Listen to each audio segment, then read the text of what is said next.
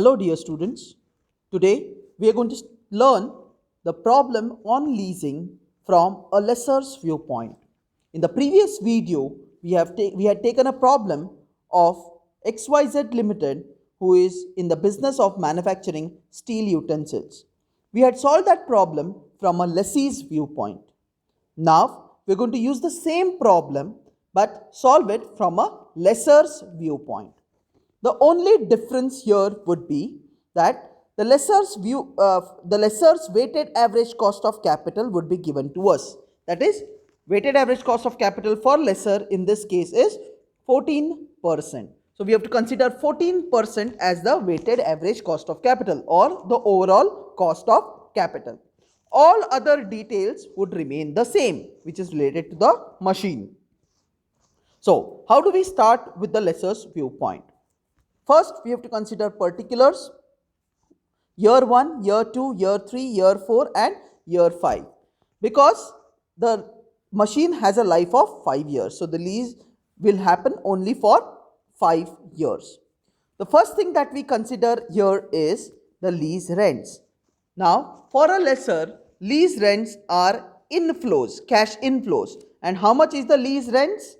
They have given clearly over here. The lease rentals are 4,50,000 per year for 5 years. So every year you're going to write 4,50,000. Next is calculation of depreciation. Now, in the previous class we had already done, or previous video we had already done the calculation of depreciation using the written down value method, because they have clearly specified it is written down value method of depreciation at 25%. So the same calculations will continue for the lessor's point of view as well. Okay, so let's check how do we calculate depreciation.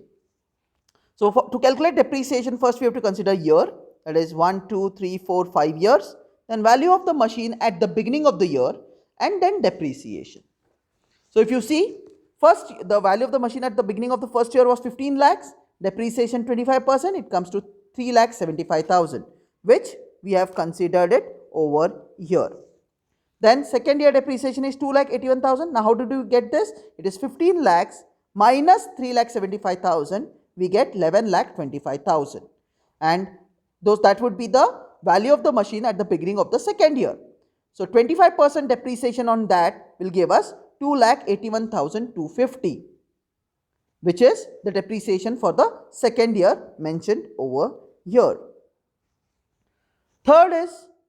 Next is 11,25,000 minus 2,81,250 gives us 8,43,750. So 8,43,750 would be the value of the machine at the beginning of the third year. On that, depreciation at 25% gives us 2,10,973. So 2,10,973. And this is the way we calculate depreciation for all the years as per the written down value method. Okay, so the depreciation would be 3,75,000, 2,81,250, 2,10,973, 1,58,203 and 1,18,652. Once we calculate depreciation, we have to deduct it from the lease rentals. So lease rentals minus depreciation will give us EBT. Now what is EBT? EBT is earnings before tax. I am repeating, EBT is earnings before tax. So earnings before tax is lease rental minus depreciation. So we get the earnings before tax. The next step is deduct the tax. Now tax rate already given to us is 35%. So if you look at the problem, the tax rate given is 35%. So we have to use the same thing and calculate the tax. Now tax is always calculated on EBT. I am repeating, tax is calculated on earnings before tax, that is EBT. So first year 75,000 into 35% gives us 26,250. Second year 1,68,750 into 35% gives us 59,062. Third year 2,93,063 into 35% gives us 83,672, and so on for the next 2 years. So this is how we calculate the tax. Once we calculate the tax, deduct it from EBT. So EBT minus tax gives us EAT. Now tax is deducted. So it becomes earnings after tax. So earnings after tax is nothing but EBT minus tax. So it comes to 48,750, 1,09,688, 1,55,391, sorry, 1,89,668, 2,15,376. So once we get the earnings after tax, the next thing that we need to do is add back the depreciation. Okay, this is adding back depreciation because depreciation is a non-cash expense. We do not pay anything for depreciation. Depreciation is just calculated to save tax. That is the reason why we deduct depreciation and then calculate tax. Okay, so such non-cash expenses have to be added back. So next step is add depreciation to EAT. So EAT plus depreciation, that is 48,750 plus 3,75,000 gives us 4,23,750. Then 1,09,688 plus 2,81,250 gives us 3,90,938. In the similar way, 1,55,391 plus 2,10,937 gives us 3,66,328, and so on for the next years. So this is how we calculate EAT plus depreciation. After doing that, okay, we have to calculate the terminal cash flows. Terminal means the cash flows which you are going to get or which you are going to pay at the end of the life of the asset, that is in the 5th year.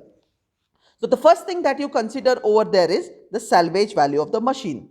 Now what is the salvage value of the machine? The salvage value of the machine given to us is 1 lakh. If you see here, the salvage value is 1 lakh after expiry of 5 years. So 1 lakh is the salvage value that we have. So the same thing has to be considered over here. So salvage value would be 1 lakh. The next calculation is tax savings on capital loss. Now students, you have to understand there are two things here. One is tax savings and another is tax payment. Whenever there is a capital loss, that means you are incurring a loss, you save tax. But in case you get a capital gain, you have to pay tax. So accordingly, this calculation will change. So if it is capital loss, then you add tax savings on capital loss. If it is a capital gain, then this has to be deducted. Less tax on capital gain is what you write. Okay, so remember this change. Okay, now how do we calculate capital loss or capital gain is a question. Okay, for that let us go on to the next calculation. Okay, I'll just scroll down, see here.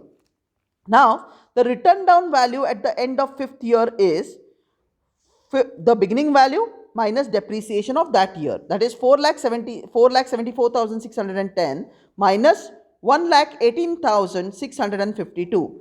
So the written down value at the end of 5th year would be 3,55,958. Now the value as per your calculation is 3,55,958. That is the terminal value of that machine or the written down value of that machine.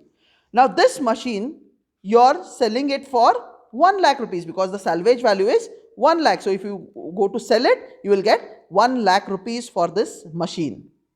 Okay, that means a machine costing 3,58,000, you are selling it for 1 lakh.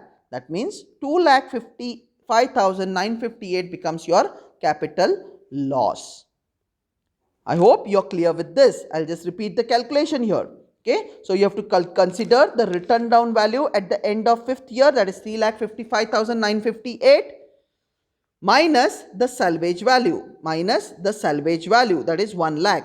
So 3,55,958 minus 1 lakh gives us 2,55,958, which is a capital loss. And whenever there is a capital loss, you save tax. Okay, so how much tax do you save? So 2,55,958 into 35%, because the tax rate given to us is 35%. So let me go to the problem to show you that. Okay, see here, tax rate is 35%. 35%. Not consider, okay, tax rate is 35%, right? So since the tax rate is 35%, we have considered 35% over here. So capital loss is 2,55,958 into 35% gives us 89,585. Now what is this 89,585? That is the tax savings on capital loss. Okay, so how did we, are you clear with the calculation of tax savings on capital loss? Okay, so first we have to calculate how much is the capital gain or capital loss. So here in this case, the written down value at the end of 5th year is 3,55,958 and the salvage value is 1 lakh. So we get a capital loss of 2,55,958. Okay, on that we have to calculate tax, which is 35%. So 35% of 2,55,958 comes to 89,585. And since it is a loss, we save tax, that has to be added. So add tax savings on capital loss 89,585. 89,585. After that, we have to calculate something called as CFAT, that is cash flows after tax. Now, how do we calculate cash flows after tax? It is very simple. It is the EAT plus depreciation, the value of EAT plus depreciation, that is this value, plus if there are any values below that. Okay, so terminal value comes only at the last, so there is no values, there is no cash flows over here.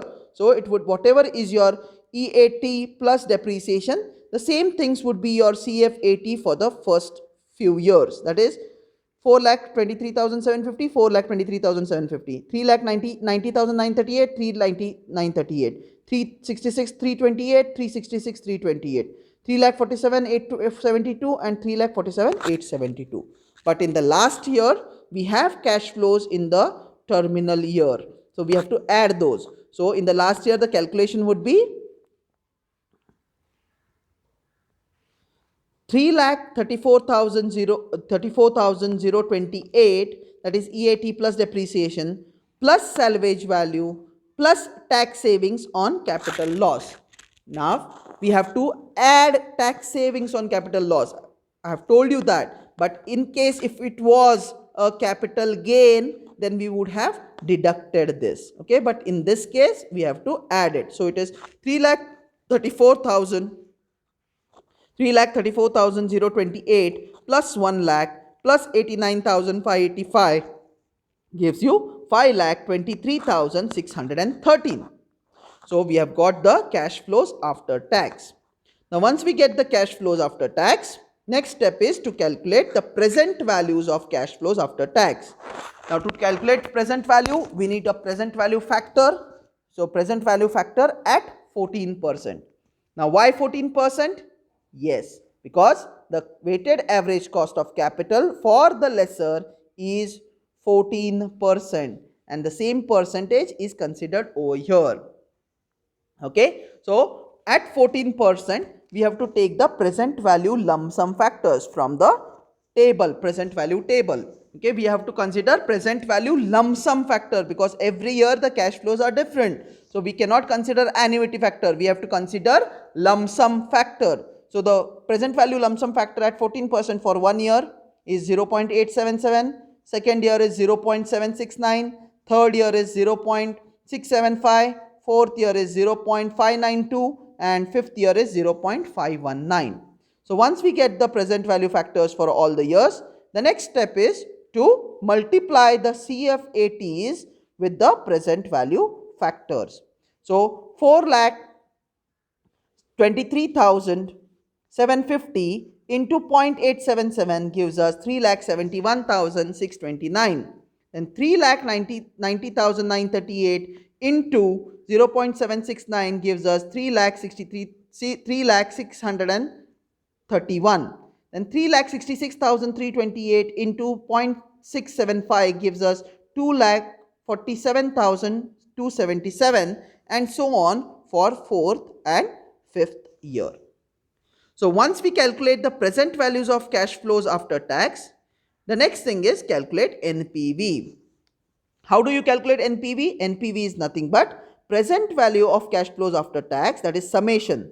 Okay, this is basically summation of present values of cash flows after tax minus cost of machine.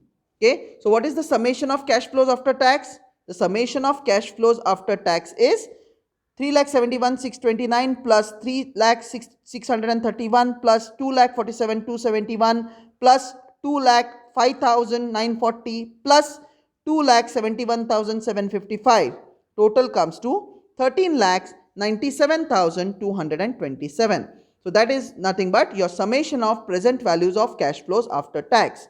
So summation of present value of cash flows after tax minus cost of machine. Now cost of machine is already given to us. If you scroll up, okay, see here, cost of machine, the machine can be purchased for 15 lakhs. That means the cost of machine is 15 lakhs. Okay, so the same thing has to be considered over here. So cost of machine is 15 lakhs. So summation of present value of cash flows after tax, that is 13,97,227 minus cost of machine, that is 15 lakh, gives us minus 1,02,773. The answer is minus 1,02,773. So if the answer is minus, if the NPV is minus, then we reject the proposal. Reject the proposal in the sense it is not financially viable to let out this machine on lease. Okay, so that is how we calculate the leasing problems from a lessor's viewpoint. So ultimately what we need to calculate? We need to calculate NPV, and if NPV is positive, then it is financially feasible to lease out the machine.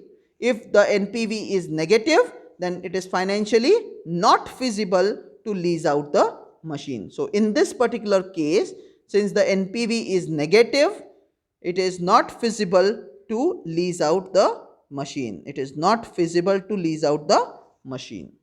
I hope you're clear with this particular problem from a lessor's point of view. Okay, go through the problem, try to understand each and every step, especially the step for depreciation, step for calculation of capital gain, and I have also told you what we should do when there is a capital gain instead of a capital loss, because in this problem there was a capital loss, but in case if it is a capital gain, then instead of adding the tax savings, we deduct tax on capital gain. So this value will be deducted if it is a capital gain. Okay, and the other process is similar. Okay, plus remember the present value factor should be considered as the weighted average cost of capital of the lessor, and these factors should be considered from the lump sum table. Multiplied with the CFATs, get the present value of CFATs, add them, minus initial cost of machine, that is 15 lakhs, gives us the NPV. If NPV is positive, you accept the leasing proposal, that is it is feasible to lease out the machine. If NPV is negative, it is not feasible to lease out the machine. So that brings us to the end of this particular problem on leasing from a lessor's viewpoint. Thank you.